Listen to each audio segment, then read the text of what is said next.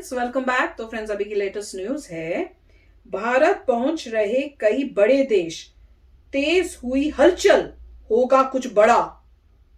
India Russia relations, Russia Ukraine war. यार पता नहीं क्या हो रहा है कि रशिया यूक्रेन वॉर ने इतना वो प्रॉब्लम्स क्रिएट किए हैं। अब सारे लोग जो हैं देशों से, जो है मेन लोग, वो आ रहे हैं इंडिया में, इंडिया को इंडिया के पास आ रहे हैं। अब देखते हैं, पहले वीडियो देख के पता चलेगा कि भैया हो क्या रहा है। तो वीडियो पहले शुरू करते हैं। वीडियो शुरू करने से पहले अगर आप चैनल पर नए हो और आपने अभी तक सब्सक्राइब नहीं किया है तो जल्दी से पहले सब्सक्राइब के बटन और बेल आइकन को क्लिक कर लो, ताकि आपको हमारे सारे न्यू वीडियोस के नोटिफिकेशन मिल जाए जैसे हम अपलोड करें। अगर आपको वीडियो पसंद आता है प्लीज लाइक एंड शेयर। चलिए शुरू करते हैं। मैं पता क्या सोच रही हूँ अभी, मैं ये सोच रही हूँ चाहे कोई भी हो, इंडिया की इंपॉर्टेंस है भैया, वो देख के बड़ा खुशी हो रही है। सबको यही हो रहा है कि भैया इंडिया हमारी साइड आ जाए। वहां रशिया कोशिश कर रहा है, वहां चाइना कोशिश कर रहा है, यहाँ अमेरिका कोशिश कर रहा है, वहां यूरोपियन कंट्रीज कोशिश कर रही है। उसको देख के मेरा दिल तो बड़ा खुश हो रहा है कि भैया कमाल है। यही सपना था कि भैया इंडिया इतना स्ट्रांग होना चाहिए, इतना मजा आए कि सारी कंट्रीज कोशिश करें कि हमारे साथ हो जाए इंडिया। वही हो रहा है यार, सपना पूरा हो गया। तो चलो वीडियो शुरू करते हैं। ये खबर देखने के बाद आपको पता चल जाएगा कि इस समय भारत का कद कितना बढ़ गया है। देखा, भारत में अचानक हलचल तेज हो गई है। दुनिया के कई बड़े देशों का जमावड़ा भारत में लगा है। रूस और यूक्रेन जंग के बीच दुनिया के कई बड़े देश भारत आ रहे हैं। आपको बता दें कि इसके पीछे एक बड़ी वजह है। जहां एक तरफ भारत रूस के साथ खड़ा दिख रहा है, तो वहीं दूसरी तरफ रूस भी भारत की जमकर तारीफ कर रहा है। प्रतिबंधों के जाल में फंसे रूस को सिर्फ भारत से ही उम्मीद है। रूस ने तो भारत को सस्ती दरों पर तेल और कोयला देने का भी मन बना लिया है। अब रूस जैसी महाशक्ति को भारत पर निर्भर देख दुनिया के कई देशों की हालत खराब हो गई है। इसीलिए चीन, अमेरिका, ब्रिटेन और जर्मनी जैसे देश भारत का दौरा कर रहे हैं। चाइना में तो आपको याद होगा कि हाल ही में चीनी विदेश मंत्री वांग ही अचानक भारत के दौरे पर आ गए थे और उन्होंने भारत की जमकर तारीफ भी की। इसके बाद तो ऐसी खबर आई जिसने अमेरिका और यूरोपीय देशों को परेशानी में डाल दिया। खबर यह है कि अब अचानक रूस के विदेश मंत्री सर्गेई लावरोव भारत पहुंच रहे हैं। अमेरिका इस बात से इतना बेचैन हो गया कि रूसी विदेश मंत्री के आने से पहले ही उसने अपने डिप्टी एनएसए दिलीप सिंह को ही भारत भेज दिया। बताया जाता है कि रूस पर प्रतिबंध लगाने में दिलीप सिंह की एक बड़ी भूमिका थी। बहरहाल आपको बता दें कि रणनीति और व्यापार को लेकर इन सभी देशों को अब भारत की तरफ देखना पड़ रहा है। इस वीडियो में हम आपको बताएंगे कि रूस और यूक्रेन युद्ध के बीच कैसे भारत दुनिया के लिए एक उम्मीद बनकर उभर रहा है। रूसी विदेश मंत्री सर्गेई लावरोव 31 मार्च को भारत पहुंचेंगे और 1 अप्रैल तक वो भारत में रहेंगे।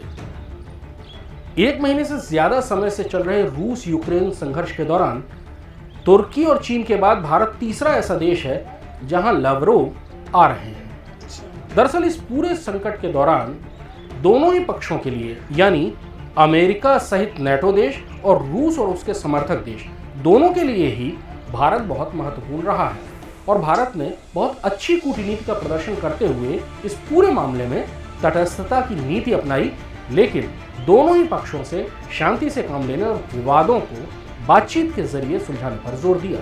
दरअसल अगले कुछ महीने यूरोप के लिए ज्यादा मुश्किलों से भरे होंगे, क्योंकि प्रतिबंधों के चलते यूरोप रूस से न तो अनाज ले पाएगा, न गैस ले पाएगा और न ही खाने का तेल ले पाएगा। और इन सारी ही चीज़ों के चलते यूरोप अगले 2 महीने के बाद से प्रतिबंधों का असली कष्ट झेलना शुरू करेगा। वहीं भारत के लिए इस सारे क्राइसिस में बहुत अच्छे मौके भी आने वाले हैं। भारत रूस से तेल, कोयला और दूसरी सारी चीजें सस्ते दामों पर खरीद सकता है, जिसे रूस प्रतिबंधों के चलते अब अपने पुराने ग्राहकों यानी यूरोपीय देशों को नहीं बेच सकता।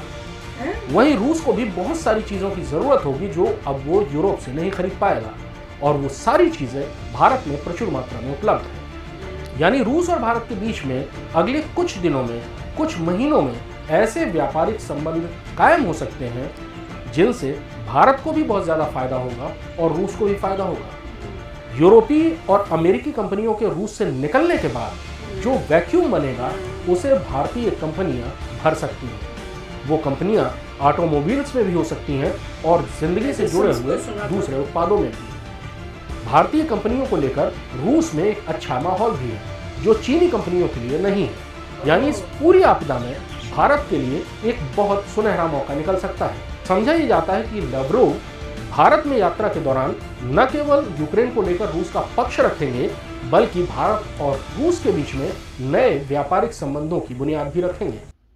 तो फ्रेंड्स, न्यूज तो बड़ी कमाल की है कि वहां से वो तो सुना ही था कि रशिया से आ रहे हैं और बातचीत करने आएंगे और ऑब्वियसली अपना स्टैंड भी रखेंगे कि हम क्यों लड़ रहे हैं और जो भी बात है, और कोई डील्स के साथ भी आएंगे और दूसरी बातें भी करेंगे। तो ये सब सुन के लग तो रहा है कि भैया इंडिया जो है सेंटर पॉइंट तो बनी गया है, there is no doubt about it. और सारी कंट्रीज यही कोशिश कर रही हैं कि इंडिया उनकी साइड हो जाए। जो भी दो बने हुए हैं कि भैया एक रशिया की साइड और एक दूसरी साइड, तो दोनों में वो ये है कि इंडिया किस साइड में आए, और इंडिया बीच में है, भाई इंडिया किसी की साइड नहीं है।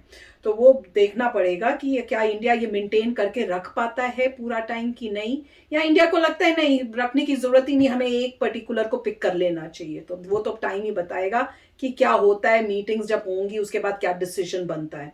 पर ये बात जरूर है कि क्योंकि रशिया से इतनी सारी चीजें जगह से हट गई हैं, यूरोपियन जो हैं, तो वैक्यूम बना है, उसमें इंडिया के पास अपॉर्चुनिटी तो है कि भैया वहां पे जाके हम उस वैक्यूम को फिल करें। और ये बात इन्होंने अच्छी बताई थी कि चाइना जो है वहां पे उनके लिए थोड़ी प्रॉब्लम इसलिए हो सकती है क्योंकि वहां के लोगों के जो है वो शायद चाइनीज को, जैसे इस न्यूज से तो ये लगा कि चाइनीज को इतना पसंद नहीं कर रहे कि वो आए, बल्कि इंडिया को वो ज्यादा मतलब पसंद करेंगे। अब वो तो पता, इस न्यूज से तो यही लगा। अगर ये बात है तो और भी बड़ी बहुत अच्छी बात है ये तो अब ये तो टाइम ही बताएगा भैया कि क्या होगा। पर सिचुएशन बड़ी मतलब एक इस वजह से इतना कुछ हो रहा है कि हड़बड़ियां पहुंची हुई हैं, कुछ समझ नहीं आ रहा कब क्या हो जाएगा, कब क्या हो जाएगा। सब टेंशन में और सब एक नजर रखते हैं भैया न्यूज में हम लोग कि अब क्या हो गया, अब क्या हो गया। राइट, तो देखते हैं, मतलब जॉइंट स्टेटमेंट तो आएगी। मिस्टर लैवरोव जब अल्टीमेटली जाएंगे तो कुछ जॉइंट स्टेटमेंट होपफुली दे के जाएंगे। आई होप सो कि जिसे पता लगे एग्जैक्टली क्या डिसीजन हुआ है। मगर ऐसा है कि डेफिनेटली रशिया जो है काफ़ी प्रेशर डाल रहा है यूरोपियन यूनियन पे, कि ऐसा कह रहा है कि रशिया हो भी सकता है उनका बंद कर दे ऑयल। ओह अच्छा।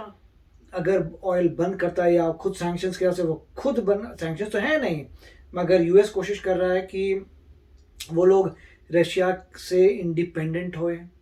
अब उसके बीच में एक नया प्लेयर आ गया, उसका नाम है कतार। अब कतार जो है वो कह रहा है कि हम आपको सप्लाई करके देंगे। अच्छा। तो अब यूरोपियन यूनियन के लोग गए हुए हैं कतर में उनसे बात करने के लिए कि कैसे वो रशिया का ऑयल बंद करें और सारी डिमांड कतर से लें। अब कतर जो है वो मैक्सिमम उसका पैसा आता है लिक्विफाइड, मेरे ख्याल से गैस से, वो गैस को लिक्विफाई कर देता है फिर आराम से ट्रांसपोर्ट कर देता है। तो अब ऐसा कोई न्यूज़ आ रही है कि कतर का बहुत फ़ायदा होने वाला है, क्योंकि वो सारी यूरोपियन यूनियन की डिमांड को कवर करने वाला है। वो अपनी प्रोडक्शन इंक्रीज कर रहा है जिससे रशिया से ऑयल ना हो। तो उसके बाद ट्रू रशिया को और थोड़ी प्रॉब्लम आने की संभावना है, और वो क्या करेगा फिर हो सकता है और डिस्काउंट में इंडिया को देगा।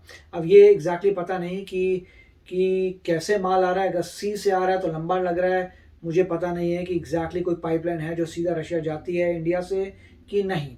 मगर ये क्रिटिकल पॉइंट है कि कतर का वहाँ पे इन्वॉल्वमेंट इंक्रीज हो रहा है, और यहाँ पे तो मेरे ख्याल से रिलेशनशिप अच्छे जा रहे हैं, और इंडिया को देखना पड़ेगा कहाँ पे म्यूचुअल बेनिफिट हो।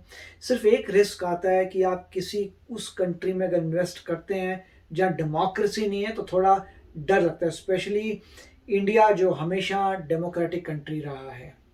तो अब आपको फ़र्क ये होगा कि आप उस कंट्री से कर रहे हैं ट्रेड जहाँ पे वो लीडर जो है हमेशा अपनी पावर पे रहेगा। उससे क्या होता है कि अगर मान लीजिए कोई ऐसी आर्गुमेंटिव बात हो जाए, डिसएग्रीमेंट हो जाए, तो वो डिसएग्रीमेंट सदियों तक चलती है, क्योंकि वो बंदा तो वही है। जो डेमोक्रेसीज होती है उसमें क्या होता है कि आप पहले एक प्रेसिडेंट से बातचीत करते हैं, वो चला गया, अगर मान लीजिए लड़ाई झगड़ा हो गया तो आपको पता है यार 2-3 साल में चला यूएस के जाएगा, हिसाब से 4 साल में चले जाएगा, मैक्सिमम 8 साल में चलेगा, मगर उससे मैक्सिमम तो नहीं रह सकता। तो जो भी लड़ाई झगड़े हैं उसके बाद खत्म हो जाएगा, नया बंदा आएगा, वो दोबारा इवैल्यूएट करेगा, फिर बातचीत हो जाएगी। तो ऐसे में होता है डेमोक्रेसीज में कि लड़ाई झगड़ा परमानेंट नहीं रह सकता। ठीक है, उनकी कोई है सुमर, जो नया बंदा आता है दोबारा इवैल्यूएट करता है।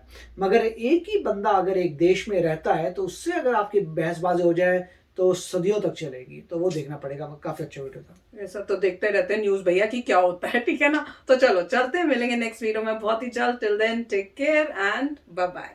तो अगर आप मेरे इस चैनल पे नए हो तो जल्दी से सब्सक्राइब के बटन को हिट करो और बेल आइकन को क्लिक करो ताकि आपको मेरा जब नया वीडियो मैं लगाऊं आपको उसके बारे में जल्दी से पता चल जाए।